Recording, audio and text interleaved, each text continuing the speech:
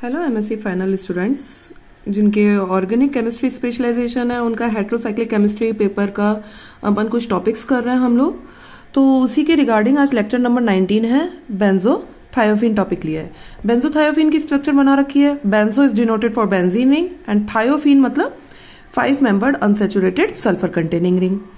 और बच्चों अगर इसके अकॉर्डिंग देखो तो 1 2 3 4 एंड एक लोन पेयर अपना रहा यहाँ पर, तो 5 2 पाई इलेक्ट्रॉन सिस्टम अपना यहाँ पर है ना, 4n plus 2 pi electron system अपन को मिल रहा है। यानी कि एक तरीके से हम कहें ये कैसा है, एरोमेटिक ऑर्गेनिक कंपाउंड है। अच्छा, ये बेंजोथायोफीन कैसा है, कलरलेस सॉलिड होता है जिसका melting point 32 degree Celsius and boiling point 220 degree Celsius होता है।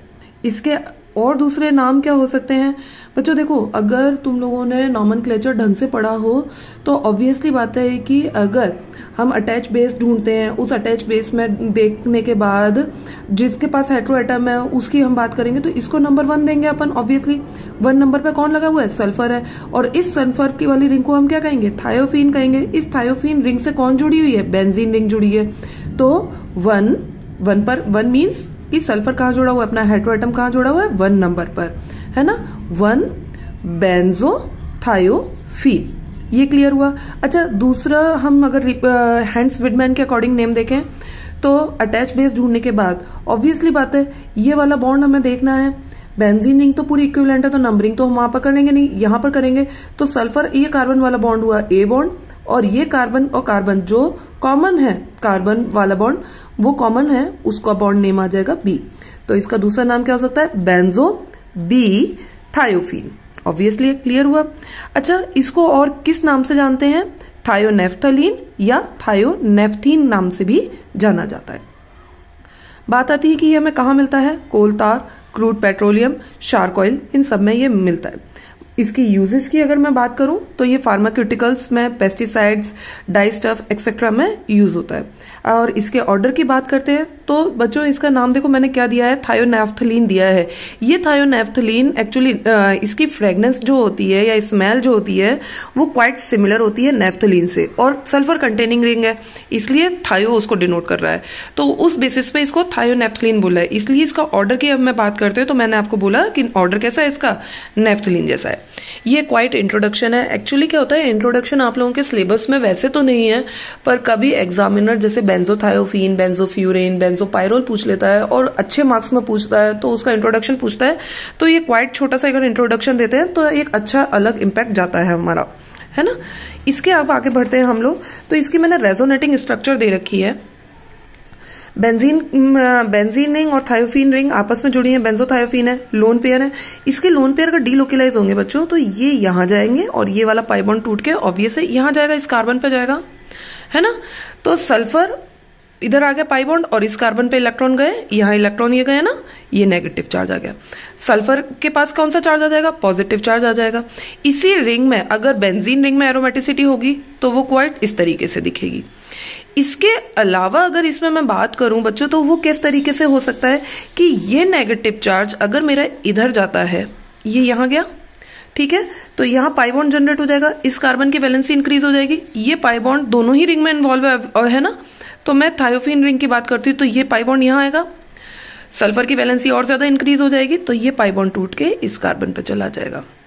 तो वो कुछ इस तरीके से आपको दिखेगी, है ना। तो ए से ये वाली जो आपकी रेजोनेटिंग स्ट्रक्चर बनी है, सी वाली, ये ए से बनी है ना। अब आती है बात कि रेजोनेटिंग स्ट्रक्चर बनाने का कारण क्या आया बच्चों। इसमें क्या होता है, कभी कुछ शॉर्ट क्वेश्चंस में और मैंने कुछ कॉम्पिटिशन्स में देखे हैं कि इसकी है ना स्टेबिलिटी के बेसिस पर डिक्रीजिंग ऑर्डर पूछ लेता है या इंक्रीजिंग ऑर्डर पूछ लेता है। तो ऑब्वियसली बात है जो न्यूट्रल स्पेसीज है वो तो सबसे ज्यादा स्टेबल होगी, तो नंबर 1 पे वही आएगा। अब बात आती है ए, बी और सी में कौन सबसे ज्यादा स्टेबल है। तो बच्चों देखो, तीनों ही रिंग में हेड्रो एटम की अगर मैं बात करती हूँ तो वो पॉजिटिव चार्ज रखे, तो तीनों ही रिंग किस तरीके से हैं, हाईली अनस्टेबल है।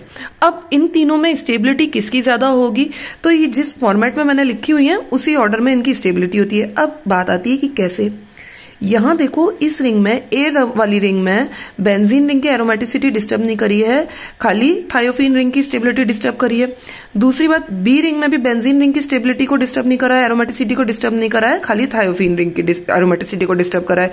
इसलिए A B quite more stable होंगी इन कंपेयर टू सी। क्यों? क्योंकि हमने यहां पे कहीं ना कहीं तक एक बार तरीके से बेंजीन रिंग की एरोमेटिसिटी को डिस्टर्ब करा है। अब बात आती है कि इसमें हम किस तरीके से करेंगे। तो बच्चों ये देखो, सल्फर इलेक्ट्रोनेगेटिव है, वो पॉजिटिव चार्ज रखा है, कार्बन इलेक्ट्रोपॉजिटिव है, वो नेगेटिव चार्ज रखा है। तो जितना ज्यादा बॉन्ड्स का डीलोकेलाइजेशन हुआ है, हम उस बेसिस पे इसकी स्टेबिलिटी को देख लेते हैं। अब आगे चलते हैं हम इनके मेथड ऑफ प्रिपरेशंस पे। मेथड ऑफ प्रिपरेशन में मैं बात करती हूँ तो सबसे पहले लेती हूँ फ्रॉम बेंजीन थायो और या फिर थायोफिनॉल्स। देखो, बेंजीन रिंग पर थायो ग्रुप लगाओ, यानी कि सल्फर लगा हो, या इसका दूसरा नाम भी क्या होता है, फिनॉल वाली रिंग टाइप की, फिनॉल टाइप की रिंग हुई ना भाई। OH होता तो फिनॉल ही होती ना, तो फिनॉल की जगह क्या लगा हुआ, ऑक्सीजन की क्या जगह लगा हुआ है, सल्फर लगा हुआ है, इसलिए इसको क्या बोल दिया गया, थायोफिनॉल। ये एक टाइप की एसिड कैटालाइज साइक्लाइजेशन रिएक्शन होती है और सबसे ज्यादा कॉमन है आपकी ये सारे रिंग्स में 6 मेंबर्ड अनसैचुरेटेड कंटेनिंग रिंग्स जो आएंगी आपकी, है ना। क्योंकि जैसे ये बेंजोपायरोल जो आई आपकी या बेंजोफ्यूरेन आई, उन सब के लिए मोस्ट कॉमन एग्जाम्पल है ना। सल्फर की जगह अगर ऑक्सीजन होगा तो बेंजोफ्यूरेन बन रहा होगा, इसी तरीके से। अब क्या होगा, बेस की प्रेजेंस में रिएक्शन होती है, ठीक है। तो क्या होगा, सबसे पहले तो यहां से HCl बन के बाहर निकलेगा। जैसे ही HCl बन के बाहर निकलेगा तो क्या होगा बच्चों, H+ निकला तो सल्फर पे क्या आ गया, नेगेटिव चार्ज आ गया, और क्लोरीन माइनस निकला तो CH2 पे पॉजिटिव चार्ज आ गया। इन दोनों ने आपस में बॉन्ड बना लिए और हमारे पास कुछ ये कंपाउंड बन गया। ये कंपाउंड बनते ही मैंने क्या बोला है, acid cyclisation, acid catalyse cyclisation reaction हो रही है ना। तो यहां पर क्या होगा, सबसे पहले वाटर रिलीज होगा। तो यहां पर जो अपना H है वो H+ निकलेगा, इस ऑक्सीजन के साथ जाके जुड़ेगा। जैसे ही ऑक्सीजन के साथ जाके जुड़ेगा तो यहां से ये H2O बन के बाहर निकलेगा। इस कार्बन पर इलेक्ट्रॉनों की कमी हुई, उन दोनों ने आपस में क्या कर लिया, बॉन्ड बना लिया। वो कुछ आपको इस तरीके से दिखेगा, ये दिख गई। अगर इसी का ही मैं कीटोइनॉल बात करूं तो एक तरीके से मैंने इसमें रेजोनेंस दिखा दिया है ना। साथ ही साथ एसिड कैटालाइज रिएक्शन हो रही है तो H+ तो अवेलेबल होगा। मैंने डायरेक्ट यहां पर ये बनाया, कुछ स्टेप्स मैंने स्किप कर रखे हैं, वो देखो समझो इसको। एसिड कैटालाइज साइक्लाइजेशन है तो एसिडिक मीडियम में रिएक्शन हो रही होगी तो इसको H+ मिल रहा होगा, H+ मिल रहा होगा। अगर मेरा ये स्टेप यहाँ पर मैं इसमें कीटोइनॉल नहीं कराती हूँ, हाल फिलहाल इस स्टेप को रोक देते हैं हम लोग। यहाँ पर देखो एसिडिक मीडियम में होगा तो ऑक्सीजन क्या होगा, ऑक्सीजन के पास तो बच्चों लोन पेयर है ना, तो ये प्रोटोनेटेड हो जाएगा। जैसे ही प्रोटोनेटेड होगा इस पर प्लस चार्ज आएगा, प्लस चार्ज आते ही ये पाई बॉन्ड टूटेंगे, कार्बन पर कैसा चार्ज आ जाएगा, प्लस चार्ज आ जाएगा। अब कब आया प्लस चार्ज, ऑब्वियसली बात है ऑक्सीजन प्रोटोनेट हो गया। ऑक्सीजन प्रोटोनेट होते ही अपनी पॉजिटिव चार्ज को खत्म करेगा और क्या करेगा, न्यूट्रल होना चाहेगा। जैसे ही वो न्यूट्रल होगा तो ये कार्बन पर अपना क्या चार्ज आ जाएगा बेटा, प्लस चार्ज आ जाएगा। अब यहां पर जो लगा हुआ अपना हाइड्रोजन है, यहां ये जो लगा हुआ हाइड्रोजन है वो क्या करेगा, यहां से रिलीज होगा, ऑक्सीजन को इलेक्ट्रॉन देगा। जैसे ही इलेक्ट्रॉन देगा ऑक्सीजन अगेन प्रोटोनेटेड हो जाएगा और H2O बन के बाहर फिर से रिलीज हो जाएगा। और जैसे रिलीज होगा यहां पर हमारे पास ये वाली स्टेप हमको बन के आ जाएगी। सिंपल है अपनी ये method of preparation. Next method of preparation आती है अपनी एराइल थायोमिथाइल कीटोन के साथ, है ना। H2SO4 के साथ अपनी रिएक्शन कंसंट्रेटेड H2SO4 की प्रेजेंस में PPA और या फिर P2O5। P2O5 को देख के आपको पता चल रहा होगा कि क्या हो रहा है, डिहाइड्रेटिंग एजेंट है, H2O हमको रिलीज कर रहा है, पॉलीफॉस्फोरिक एसिड है, ये भी P2O5 के जैसे ही वर्क करती है, यानी कि डिहाइड्रेटिंग एजेंट का ही काम करती है। अब क्या होगा, सबसे पहले यहां पर जो अपना H है अवेलेबल है ना, ये H, तो ये H यहां से रिलीज होगा कुछ इस तरीके से, अरे स्क्रीन कुछ इस तरीके से रिलीज होगा। जैसे ही H+ रिलीज होगा, H+ निकलेगा, ऑक्सीजन के पास लोन पेयर है, ऑक्सीजन उसको ले लेगा। ऑक्सीजन जैसे ही लेगा, ऑक्सीजन अगेन चार्ज हो गया, प्रोटोनेट हुआ, तो ये पाई बॉन्ड तोड़ेगा। इसके पाई बॉन्ड तोड़ते ही कार्बन पर कौन सा चार्ज आ गया बच्चों, पॉजिटिव चार्ज आ गया। ये कार्बन पॉजिटिव चार्ज हो गया, ये कार्बन नेगेटिव चार्ज हो गया, तो ये एक तरीके से यहां पर ये बॉन्ड बन जाएगा। कुछ आपको इस तरीके की स्ट्रक्चर दिखेगी, है ना। डिहाइड्रेटिंग एजेंट है तो यानी कि अपना जो ये यहां पर क्या होगा, कंसंट्रेटेड मीडियम में ही तो रिएक्शन हो रही है ना, H+ तो अभी भी अवेलेबल हो गई ना रिएक्शन में, तो वो क्या करेगा, वापस से इसको प्रोटोनेट कर सकता है। या फिर हम ये करें कि यहां से ये जो H है इसको अगर रहने देते हैं, ये जो H है ये H+ यहां से बाहर निकलेगा, ऑक्सीजन अगेन प्रोटोनेटेड होगा, तो ये H और ये OH- बन के H2O बन के बाहर रिलीज हो जाएंगे और आपको एक सब्स्टिट्यूटेड बेंजोथायोफीन मिल जाएगी। ये भी रिएक्शन अपनी सिंपल सी थी, है ना। अब नेक्स्ट आती है अपनी फ्रॉम एराइल थायो एसिटल्डिहाइड एसिटल्स। एक्चुअली क्या है, ये एराइल थायो ग्रुप है, एराइल ग्रुप और थायो ग्रुप है ना, ये क्लोरो एसिटल्डिहाइड ग्रुप है। बेसिक मीडियम में रिएक्शन होती है, भाई बेसिक मीडियम में भी हो रही है, पर यहां पर वापस से HCl मिल रहा है, HCl बन के बाहर निकलेगा, सल्फर पे नेगेटिव चार्ज, CH2 पे पॉजिटिव चार्ज, दोनों आपस में बॉन्ड बना लेंगे और कुछ ये कंपाउंड अपने को बन के मिल जाएगा। इसकी रिएक्शन PPA के साथ करवाई, पॉलीफॉस्फोरिक एसिड के साथ कराई। अभी मैंने बोला था डिहाइड्रेटिंग एजेंट है, तो डिहाइड्रेशन का काम करवाएगा। किस तरीके से कराएगा, यहां H+ अवेलेबल है, निकलेगा, जैसे ही निकलेगा ऑक्सीजन के पास लोन पेयर है, इसके साथ प्रोटोनेट हो जाएगा। इसके साथ जैसे ही प्रोटोनेट हुआ तो ये क्या करेगा, ओवरऑल प्रोटोनेटेड होते ही गुड लिविंग ग्रुप बन गया और ये यहां से बाहर निकल जाएगा। HOR ROH बन के बाहर निकला, ROH जैसे ही बन के बाहर निकला तो आपका बच्चों ये देखो कुछ ये बन जाएगा, सल्फर और ये OR- ग्रुप। ठीक है, ROH अपना बाहर निकल गया, एक बार अपन ने ROH बाहर निकाल लिया था। अब क्या हुआ, अभी भी तो अपने को प्रॉपर तो बेंजोथायोफीन तो मिली नहीं अपन को। अब क्या होगी, again protonation dehydrating agent work करेगा, H+ अभी भी अवेलेबल है, ये यहां से अगेन एल्कोहल बना के रिलीज होगा और पाई बॉन्ड की फॉर्मेशन करेगा और आपको बेंजोथायोफीन मिल जाएगी। और साथ में 2 मॉलिक्यूल्स किसके मिल जाएंगे, एल्कोहल के मिल जाएंगे, है ना। नेक्स्ट अपनी आती है इसमें फ्रॉम थायोसैलिसिलिक एसिड। भाई देखो क्या है, ये तो सैलिसिलिक एसिड है और थायो ग्रुप लगा हुआ है, सैलिसिलिक एसिड के साथ थायो ग्रुप लगा हुआ है, इसलिए इसको क्या बोला गया, थायोसैलिसिलिक एसिड, है ना। इसकी रिएक्शन करवाई कि HCl वापस से बाहर निकला, कंपाउंड जाके जुड़ गया। अब कंपाउंड जाके तो जुड़ गया, बेसिक मीडियम में रिएक्शन हुई है ना, तो क्या होगा, ऑक्सीजन वापस से क्या हो जाएगा, ऑक्सीजन जाते ही बच्चों प्रोटोनेट हो जाएगा। जैसे ही ऑक्सीजन प्रोटोनेट होगा तो ऑक्सीजन पे क्या आ गया, H आ गया, ऑक्सीजन पे जैसे ही H लगेगा ये क्या हो जाएगा, पॉजिटिव चार्ज हो जाएगा। पॉजिटिव चार्ज लगा तो ये पाई बॉन्ड तोड़ेगा, अपने पास अपने आप को न्यूट्रल करना चाहेगा, ये जैसे ही न्यूट्रल करेगा तो इस पे आ जाएगा पॉजिटिव चार्ज। एक तो वर्क ये होगा, साथ में यहां पर बच्चों देखो मैंने थर्मल कंडीशन लगा रखी है, यानी कि यहां पर क्या होगा, डीकार्बोक्सिलेशन होगा, है ना। ये डीकार्बोक्सिलेशन कहां से होगा, ये H+ निकलेगा, जैसे ही H+ निकलेगा तो CO2 गैस रिलीज हो जाएगी, है ना। CO2 गैस रिलीज होते ही इधर आ गया कौन सा चार्ज आ गया, नेगेटिव चार्ज। इधर कौन सा चार्ज आ गया था बच्चों, पॉजिटिव चार्ज। अब देखो ये जो ऑक्सीजन प्रोटोनेट हुआ था ना, ये कहां से हुआ, ये डीकार्बोक्सिलेशन से जो H+ निकला था उसकी वजह से प्रोटोनेट हुआ। तो ऑक्सीजन का तो पॉजिटिव चार्ज खत्म हो गया, पर इस कार्बन पर पॉजिटिव चार्ज रह गया और ये पॉजिटिव और ये नेगेटिव आपस में जुड़ जाएंगे तो ओवरऑल एक 5 मेंबर रिंग का फॉर्मेशन कर लेंगे। देखो सल्फर पे 1, ये 2 और 3 नंबर कार्बन पर OH ग्रुप भी लगा हुआ है और एल्काइल ग्रुप भी लगा, 1 2 3 वाले कार्बन पर CH3 ग्रुप भी लगा हुआ है और OH भी लगा हुआ है, ये मिल गया। अब अगेन क्या होगा, है ना, H+, भाई बेसिक मीडियम में रिएक्शन हो रही है, H2O बन के बाहर रिलीज हो जाएगा और पाई बॉन्ड की फॉर्मेशन हो जाएगी। क्यों, क्योंकि H+ निकलेगा, यहाँ नेगेटिव चार्ज छोड़ के जाएगा, जैसे H+ निकलेगा ऑक्सीजन के पास लोन पेयर है वो प्रोटोनेट हो जाएगा, H2O बनेगा, गुड लिविंग ग्रुप बना और H2O बनते ही वो रिलीज हो जाएगा और आपको बेंजोथायोफीन सब्स्टिट्यूटेड मिल जाएगी। सिंपल थी ये वाली रिएक्शन। नेक्स्ट है फ्रॉम मरकैप्टो एल्डिहाइड, ये क्वाइट सिमिलर है जो अभी अपन लोगों ने करी ना थायोसैलिसिलिक एसिड के साथ, बिल्कुल उसी की ही जैसे है। जैसे देखो इसको मरकैप्टो एल्डिहाइड बोलते हैं, है ना, या थायो बेंजल्डिहाइड भी बोल सकते हैं। भाई बेंजल्डिहाइड है और थायो ग्रुप लगा हुआ है, इसकी रिएक्शन कराएंगे तो क्या होगा बच्चों, सबसे पहले HCl बन के बाहर निकलेगा। जैसे ही HCl बन के बाहर निकलेगा तो इसका मैं पूरा आपको मैकेनिज्म दिखा देती हूँ, 1 मिनट दीजिएगा मुझे।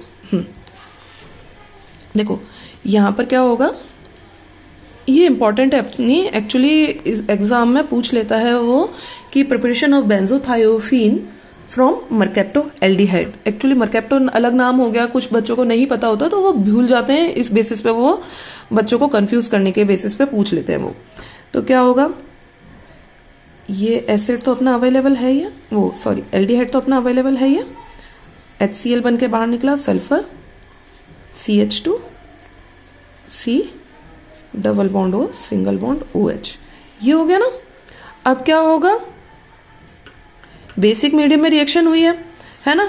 थर्मल कंडीशन में भी करा लो आप लोग, थर्मल कंडीशन में कराओगे तो क्या होगा ओवरऑल। अब थर्मल कंडीशन लें, बेसिक मीडियम लें, तो सबसे पहले तो आप ये समझो कि या अगर बेस मिल रहा है तो सबसे पहले ये एसिड बेस रिएक्शन देना चाहेगा। एसिड बेस रिएक्शन अगर देना चाहेगा तो ये एसिडिक H देखेगा। एसिडिक H इसमें बहुत अच्छे से अवेलेबल है, यहां पर ये रहा अपने पास एसिडिक H।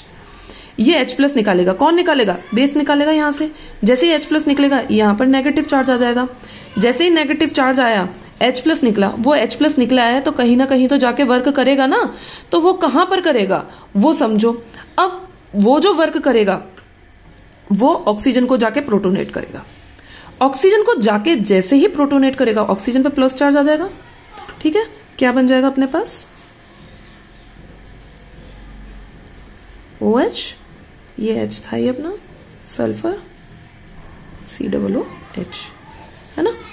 ऑक्सीजन पे जैसे ही प्लस चार्ज आ गया तो ऑक्सीजन ने क्या करेगा, पाई बॉन्ड तोड़ेगा।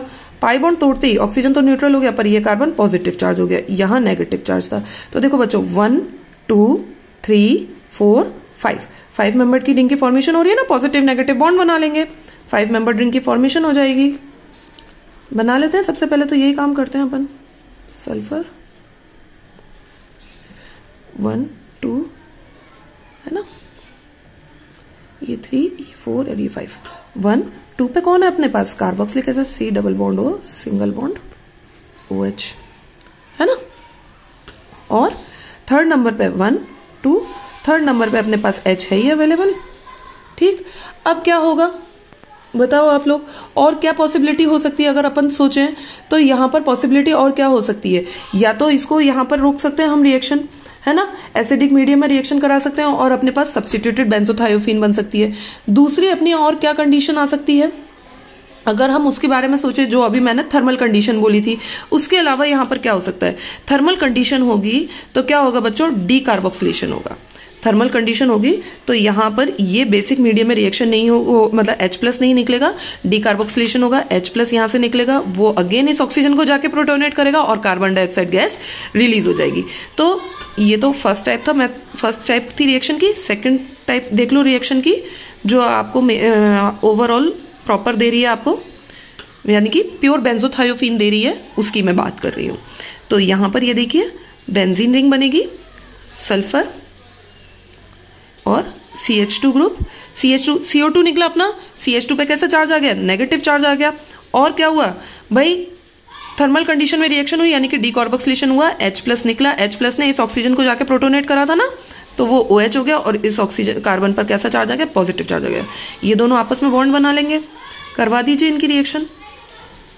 क्या बन जाएगा, एक सल्फर और इधर आ गया OH। अब क्या है, ऑब्वियसली बात है, H2O रिलीज हो जाएगा और प्रॉपर बेंजोथायोफीन आपको मिल जाएगी। अगर मैं यहां पर बात करूं तो यहां से क्या होगा, H प्लस अगेन रिलीज होगा और यहां पर देन डीकार्बोक्सिलेशन होके आपको बेंजोथायोफीन देगी। तो ये क्वाइट डिफिकल्ट मेथड पड़ता है, ये क्वाइट सिंपल मेथड है कि डायरेक्टली हम लोगों ने बेस की प्रेजेंस में HCl को बाहर निकाल दिया, HCl से फिर हमने क्या करा, 5 मेंबर रिंग की डीकार्बोक्सिलेशन करवा दिया। डीकार्बोक्सिलेशन कराते ही हमारे को इजीली 5 मेंबर रिंग मिल जाएगी, 5 मेंबर रिंग बनाते ही हम H2O रिलीज करा के डायरेक्ट बेंजोथायोफीन बना लेंगे। तो ये अपना सिंपल मेथड रहा, इस मेथड के अकॉर्डिंग कर लीजिएगा। इसके अलावा अपनी केमिकल प्रॉपर्टीज और जो मेडिकल एप्लीकेशंस वगैरह हैं वो आपको मैं नेक्स्ट क्लास में दे दूंगी। मैं उम्मीद करती हूँ कि आपको लेक्चर समझ में आया होगा, रिएक्शन समझ में आई होंगी, है ना। Please like, comment and subscribe my channel. Thank you to all.